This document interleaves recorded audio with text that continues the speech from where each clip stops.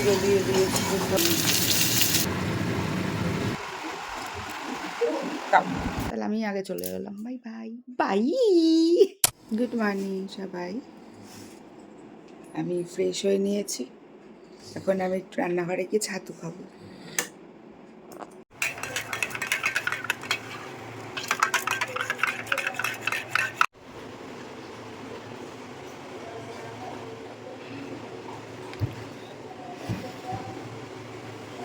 কটা পটল আছে আর বেগুন আছে একটা, তাই ভাবলাম পটলগুলো দিয়েই কিছু করি। ভাবলাম একটু পটলের কোরমা বানাবো, তাই এখানে একটু কাজু বাদাম আর একটু পোস্ত পেস্ট করে নিলাম। আর রান্না করতে করতে দেখি ফাট করে বৃষ্টি শুরু হয়েছে, আর বৃষ্টির সাথে খুব হাওয়াও দিচ্ছে দেখো। খুব ভালো লাগে, মানে যদি বৃষ্টিটা না হয়ে যদি শুধু হাওয়া দিত, ঠান্ডা হাওয়া, ঝড় হওয়ার মতো, তাহলে আরও ভালো লাগতো। পটলগুলো অল্প অল্প করে ছাড়িয়ে রেডি করে নিয়েছি, আর পেঁয়াজ আর কাঁচা লঙ্কাটাকে চপ করে নিচ্ছি, মানে ওই চপারটা দিয়ে একদম ছোট ছোট করে কুচি কুচি হয়ে যাবে। এটা কুচি কুচি করেই কাটতে হয়, কিন্তু আমি আর কাটিনি, এটা দিয়ে করে নিয়েছি। 1 মিনিটও লাগে না, হয়ে যায়। আর খুব ঝাল খেতে ইচ্ছা করছিল, তাই একটাই আলু নিয়ে নিয়েছি, একটু আলুর দম বানাবো বলে। ওই যে ওই চাটনির মতো আলুর দমটা, একদম ঝাল করে শুকনো লঙ্কা দিয়ে, বেশি করে ঝাল দিয়ে, সব রকম মশলা টশলা দিয়ে একদম কষা কষা করে। এটা 1 চামচ নিলেই হয়ে যাবে খাওয়া, কারণ এটা প্রচণ্ড ঝাল।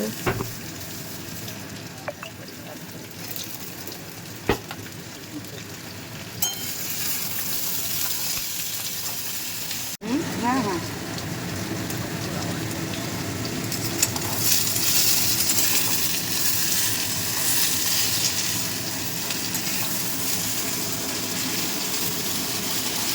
আগে পটলগুলো একটু ভেজে নিচ্ছে,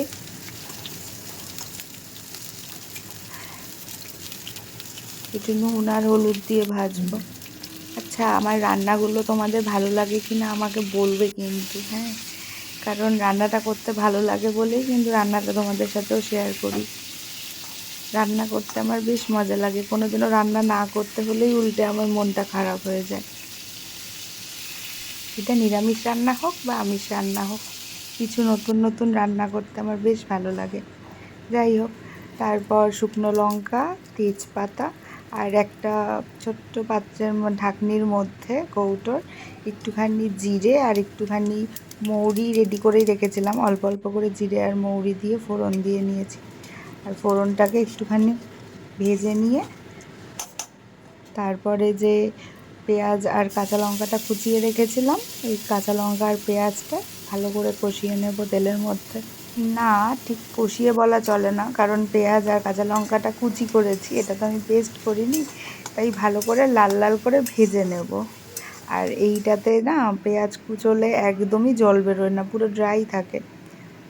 আর একটা বাটির মধ্যে মশলাগুলোও রেডি করে নিচ্ছি, কারণ বারবার কৌটো থেকে দেওয়ার থেকে একটা বাটির মধ্যে মিলিয়ে রেখে দিলে মশলাগুলো দিতেও সুবিধা হয়, আর মাপটাও মানে বুঝতে সুবিধা হয়। এটার মধ্যে একটু নুন দিইনি এখন, একটু হলুদ গুঁড়ো, লঙ্কার গুঁড়ো আর একটু অল্প জিরের গুঁড়ো, অল্প ধনের গুঁড়ো দিয়েছি।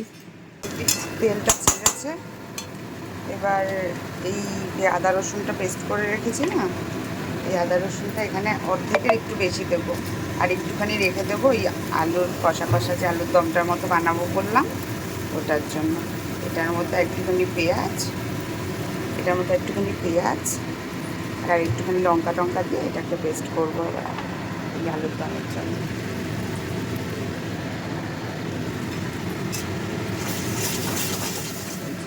পেঁয়াজটাও কাটা হয়ে গেছে, একটা শুকনো লঙ্কা দেবো, পেস্ট করে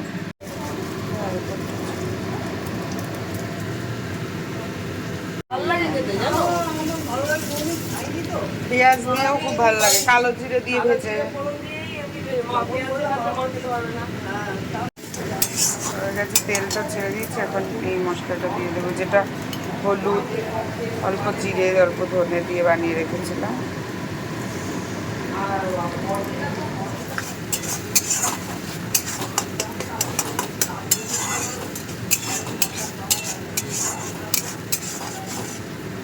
ঠিক আছে, আর পটলগুলো দিয়ে একসাথে একটু কষাবো, কষিয়ে এবার ওই মশলাটা দেবো, মানে এই বাদাম আর পোস্ত দিয়ে যেটা বানিয়ে রেখেছি।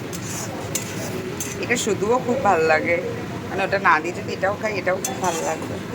জলটা একটু করে দিই, একসাথে দিলেও হয়ে যেত, টেস্টটা একটু কম করলেও হতো। পটলটা ভাজার পর একটু কমে গেছে না, পটল সাতটা ছিল তখন একটু বড় বড় লাগছিল, পটলগুলো ভাজার পর একটু রোগা হয়ে গেছে, এই জন্য মনে হচ্ছে অল্প পটল। তাই গ্রেভি যদি থেকে যায় কালকে দুটো ডিম দিয়ে দেবো, কালকে তো আর নিরামিষ না, অসুবিধা হবে না। জল দিয়ে দিয়েছি, এবার জলটার সাথে একটু ফুটবে, ফুটে একটুখানি পাতলা হবে, মানে ভারী হবে একটুখানি, তো মশলাগুলো ভালো মেল্ট হবে জলটা দিলে। বাদামের পেস্ট তো একদম কষা কষা, মানে একদম জল ছাড়া করলে দলা পেকে যাবে।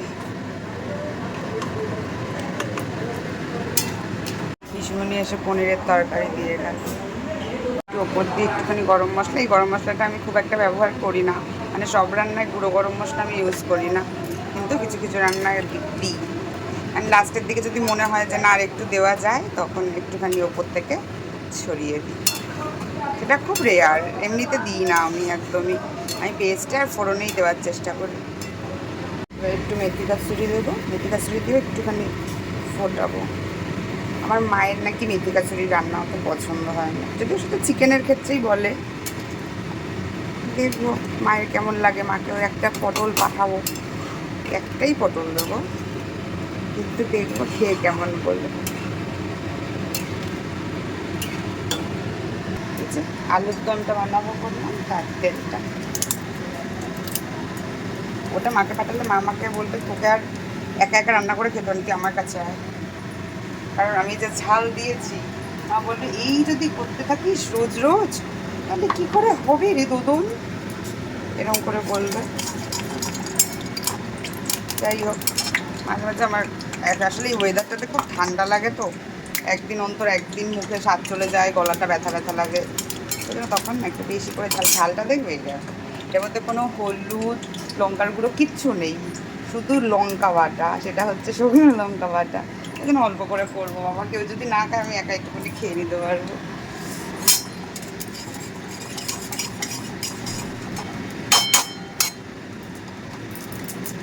এটা কাচিয়ে দিতে হবে,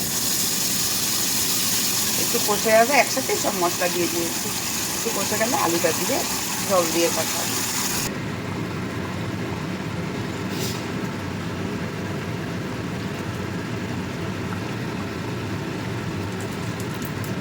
সব মশলা দিয়েছি, হলুদ একটুখানি, লঙ্কার গুঁড়ো, জিরের গুঁড়ো, এবার এই মশলাটার সাথে একসাথেই এটা দিয়ে দেবো, কারণ এটার ভিতরে শক্ত আছে হয়তো অল্প অল্প,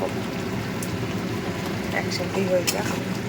একটু দারচিনির গন্ধটা বেশি লাগছে, মনে হচ্ছে দারচিনিটা আর একটু ফল দিলে ভালো হতো, অল্পই দিয়েছি, দেখি এবার কষার পর যদি একটু গন্ধ যায়। লঙ্কা চিড়ে দিয়ে দিয়েছি, একটু তেল ছেড়ে যাবে, তারপর বন্ধ করে দেবো। একটু এটা মতো একটু লঙ্কা চিড়ে দিয়ে দিয়েছি, দুটো, যদি ঝালের অভাব হয় তাহলে ডলে ডলে খাওয়া যাবে। একটুখানি ধনেপাতাও দেবো, কারণ আমার একদমই প্ল্যান ছিল না এটাতে ধনেপাতা দেওয়ার, যেহেতু আমার নিজের নাকি একটু দারচিনির গন্ধটা বেশি লাগছে, তাই ভাবলাম একটু ধনেপাতা দিয়ে দিই, তাহলে একটু গন্ধটা লুকিয়ে যাবে, মানে ঢেকে যাবে, সরি। এই দেখো এই লোমটা ঢুকেছে এখন,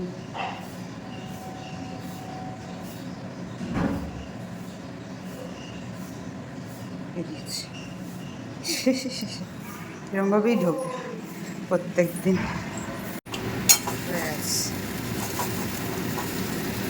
গন্ধটা একদমই আর লাগছে না আমার, জানি না সবার কেমন লাগবে।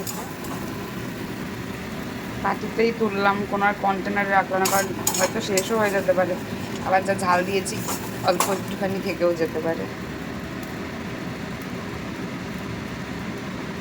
হয়ে গেছে আমার, বন্ধ করবে কি? উফ, তুমি স্নান করতে যাও না গো। উফ, তাহলে আমি আগে চলে গেলাম, বাই বাই বাই। উফ, এরকম অবস্থা। তাও বৃষ্টি হয়েছে, ওয়েদারটা অনেক ঠান্ডা হয়ে গেছে। এখন চোখের পাতা দিয়েও ঘামটা পট করে চোখের ভিতরে ঢুকে গেছে, এরকম হয়ে গেছে। আজকে একটা যা ঝাল জিনিস হয়েছে না, খেয়ে আবার দৌড় লাগিও না, কিংবা কালকে সকালে উঠেও আমাকে গালাগালি দিও না এত ঝাল দিয়েছি বলে। এর জন্য বেড়ে রেখেছিলাম, কিন্তু আর বৃষ্টির জন্য দেওয়া হয়নি। রাতে আমি নিয়ে যাব, কালকে খাবে। পটল, এই আলু মাখা, এই যেটা ভাত, আর সয়াবিন নিয়ে গেছি। আর ডাল খাবো না আজকে। এটা কি বড়া, পাঁপড়, জানি না কি হবে। আর এই আলু ভাজাটাও নিয়ে নিতে বললো। কি মজা, ঝিরো ঝিরো আলু ভাজা।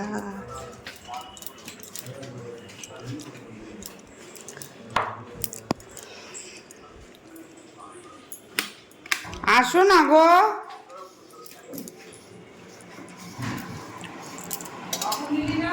পাপড় আমাদের আছে ওটার মধ্যে।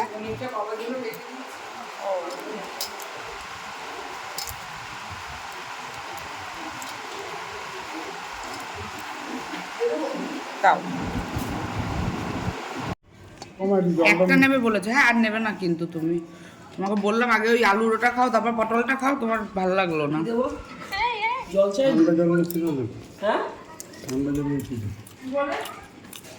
খাওয়া হয়ে গেছে।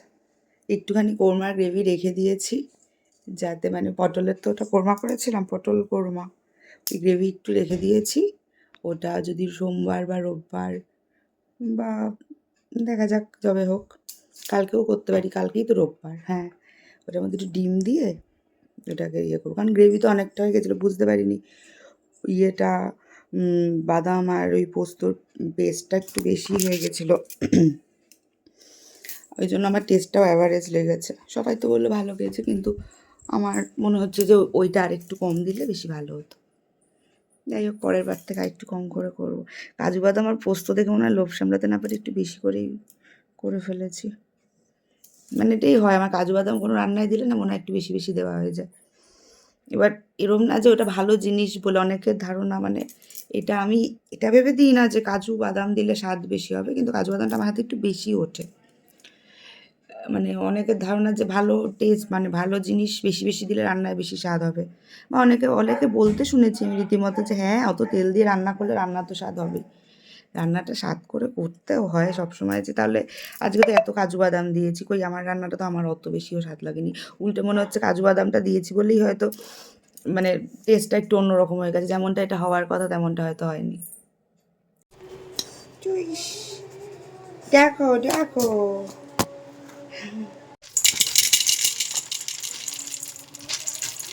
কেমন করে দিয়েছে তোর খাবারগুলো আনি দেখতে, এটা পুরো ডালমুটের মতো হয়ে গেছে। চল আসো আসো, প্যাক প্যাক প্যাক প্যাক। আবার ছুঁড়ে ফেলে দিল, মানে ছুঁড়ে বলটা ফেলে দিল মুখ থেকে। বস, আর বসবে। শুভ সন্ধ্যা সবাইকে। চা করতে চলে এসেছি, একটু তাড়াতাড়ি এসেছি যাতে ওকেও পাঠাতে পারি, কারণ ও তো ছুতো খোঁজে, যাতে একটু দেরি হয়ে যায় আর ও বেরিয়ে যাবে, বলবে আর চা খাওয়া হবে না, খাবো না চা। গ্রিন টির আদাটাও ফুটে গেছে, এবার গ্যাসটা বন্ধ করে দিয়ে চা পাতাটা দিয়ে ঢাকা দিয়ে রেখে দেবো কিছু। চুল তা এটা কিছুই না, সবই চিরুনিতে থাকে, তারপর ওই অবস্থা আমার। এবার বিকেল থেকে রাত্রির অবধি আবার উঠবে, সেটা আবার ঘর মোছাতে চলে যায়, সেটা আমি দেখতে পাই না যদিও। এটা হচ্ছে সকাল থেকে বিকাল, তাও এটা কিছুই না। আমি বলছি এটা শুধু যেগুলো ঝরে ঝরে পড়ে, বাদ বাকি চোখের সামনে দেখলে বা চিরুনির মধ্যে তো সব আটকায়, শ্যাম্পু করার সময় ওঠে বা স্নান করা মোছার পর আসানোর সময় ওঠে। আমি রেডি হয়ে গেছি হাঁটতে যাব বলে। কালকে আমি একটু মোটা হয়ে গেছি আবার, কারণ আমি কালকে হাঁটতে বেরিয়ে আমি আর মিমি চকলেট খেয়ে নিচ্ছি। আমি একটু ছোলা মটর খেয়েছিলাম, খেয়ে ঝাল লাগছে বলে একটা চকলেট খেলাম, ছোটো 5 টাকার। ওটাকে ঝাল কমলো না, আর ওই চকলেটটা এত বাজে খেতে লাগলো না, মনে হয় পুরনো খুব কেমন একটা লাগলো। ওটার জন্য যখন একটা ছোট্ট ভালো চকলেট কিনতে গেলাম, তখন 3-4 রকমের চকলেট খেয়ে নিয়েছি। একটা ওই যে লালিপপ খেয়েছি, ললিপপ খেয়েছি। এগুলো খেতে খেতে আমি আবার কালকে একটু মোটা হয়ে গেছি। ব্যাটারিতে জলে কোনটা 50 কোনটা 100? এগুলো পুতুলের থেকে পাখিটাই বেশি ভালো লাগে। পাখি হলুদ হলুদ পুতুলটা কি সুন্দর। এটা কাঠবিলারি কাঠবিলালি। পাখি দুটোই আছে, পাখি পাবে কাঠবিলারি পাবে। ওরে বাবারে, আয় গোয়াটা খা, মজা হয় খুব। আমাকে না এটা বেশি দেবেন না, সাদা চাটনিটা দেবে। মিষ্টি চাটনি কিছু আছে? আরে, এটা ভালো লাগবে, এটা দিয়ে খা।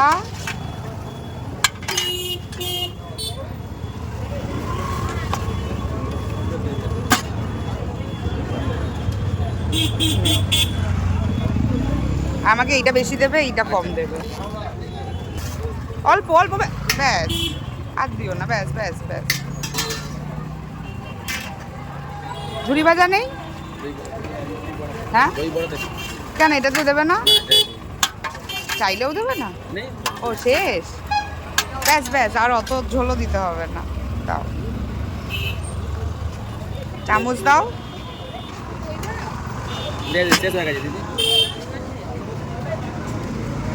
ঠিক আছে, হ্যাঁ, কেচোর মেচোর, জালনা খোলা। বাহ, তোর মুখটা এত আলো পড়ছে না। খাস্তা না, একদম খাস্তা খাবি তুই? একটা নে। পুরো খাস্তা।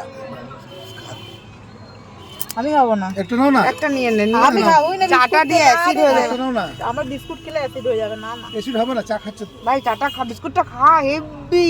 খেয়ে দেখো, বিস্কুটটা হচ্ছে নারকল নারকল। হুম। গাড়ি চললে তুলে নেওয়া কোনো ব্যাপারই না। ভালো না গাড়িটা? আরাম না বল? অনেক দিন পর আজকে মিমিকে ছাড়তে এসেছি। ওকে আর এখন ছাড়তে আসাই হয় না। আগে আমি আর গুবলু মিলে ওকে রাত হলে ছেড়ে দিয়ে যেতাম। তো মোড়ের মাথায় বসে মেজদা আড্ডা মারছিল বন্ধুদের সাথে, ওকেও বললাম চল। আজকে ভিডিওটা এতটুকুই থাক, আবার দেখা হবে, টাটা।